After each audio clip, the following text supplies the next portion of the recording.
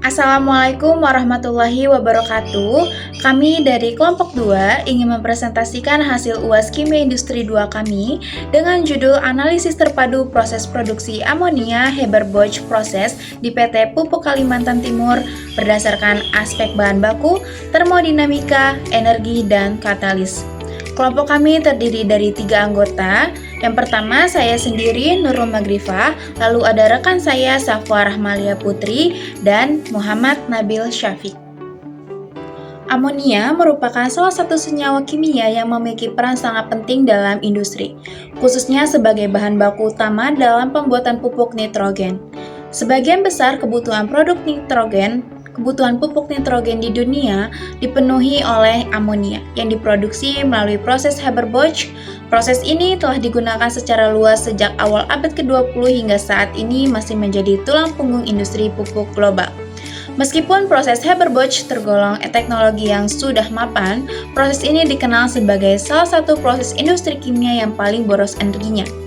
Tingginya konsumsi energi tidak hanya berdampak pada biaya produksi yang besar, tetapi juga berkontribusi terhadap emisi karbon dalam jumlah yang signifikan.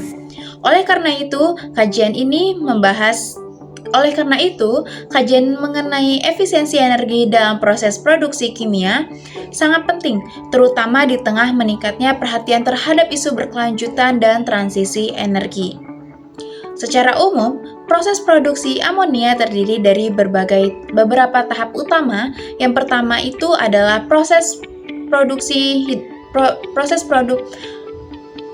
Tahap pertama adalah produksi hidrogen yang biasanya diperoleh dari gas alam melalui proses steam methane reforming. Pada tahap ini, gas metana direaksikan dengan uap air pada suhu tinggi untuk menghasilkan gas hidrogen. Hidrogen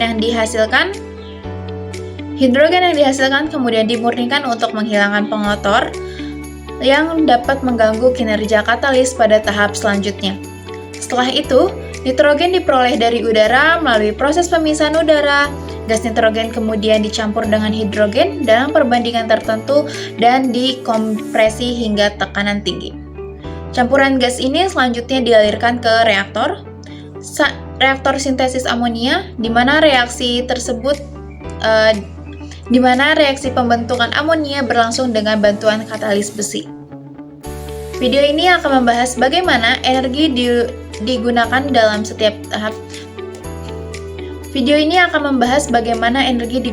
dalam setiap tahap proses tersebut. Dalam fokus utama pada tahap yang paling intensif energi, serta strategi yang dapat diterapkan untuk mengurangi konsumsi energi tanpa mengubah teknologi dasar proses Haber-Bosch. Di sini saya akan menjelaskan tahap intensif energi dan strategi penghematan energi. Salah satu aspek terpenting dalam analisis proses produksi amonia adalah identifikasi tahap yang paling intensif energi.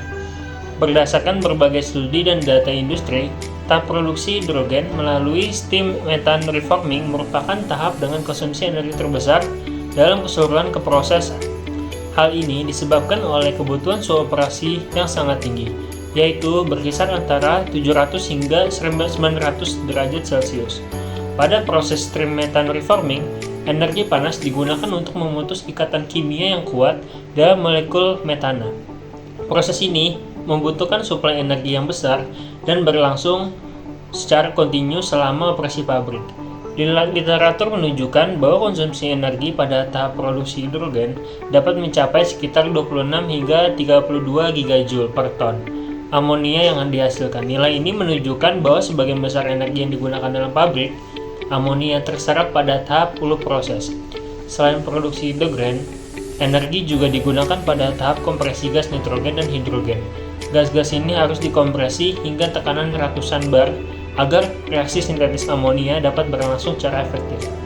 Walaupun konsumsi energi pada tahap kompresi lebih kecil dibandingkan dengan sistem steam methane reforming, tahap ini tetap memberikan kontribusi signifikan terhadap total kebutuhan energi pabrik. Salah satu strategi penghematan energi yang banyak dibahas dalam literatur adalah penerapan integrasi panas.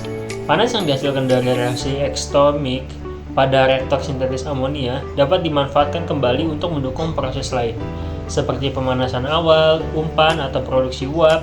Dengan cara ini, kebutuhan energi eksternal dapat dikurangi secara signifikan. Selain itu, strategi operasi pabrik juga berperan penting dalam penghematan energi penyesuaian kapasitas produksi sesuai dengan kondisi operasional tertentu. Misalnya secara musiman, terbukti dapat mengurangi pemborosan energi dan meningkatkan efisiensi penggunaan bahan baku serta energi. Assalamualaikum warahmatullahi wabarakatuh. Perkenalkan, nama saya Sambora Malia Putri dengan NIM 092023090151. Kali ini saya akan melanjutkan presentasi dari rekan-rekan saya. Saya akan membahas mengenai perbandingan sistem produksi, efisiensi total, dan kesimpulan. Selain optimalisasi proses konvensional, berbagai sistem produksi amonia alternatif juga dikaji dalam literatur untuk meningkatkan efisiensi energi dan menurunkan dampak lingkungan. Beberapa sistem menggunakan pendekatan integrasi energi yang lebih maju, sementara sistem lainnya memanfaatkan sumber hidrogen alternatif seperti hidrogen hijau. Berdasarkan perbandingan tersebut, berbagai sistem produksi amonia, konsumsi energi total dilaporkan berada pada kisaran 23 hingga 33 MW per jam per ton amonia. Perbedaan ini dipengaruhi oleh teknologi yang digunakan, efisiensi peralatan, serta sumber energi yang dimanfaatkan. Sistem berbasis hidrogen hijau memiliki keunggulan dari sisi emisi karbon, namun masih membutuhkan energi listrik dalam jumlah besar dan biaya investasi yang tinggi. Oleh karena itu, dari sudut pandang teknis dan ekonomi, proses Haber-Bosch konvensional yang telah dioptimalkan masih menjadi solusi yang paling realistis untuk saat ini.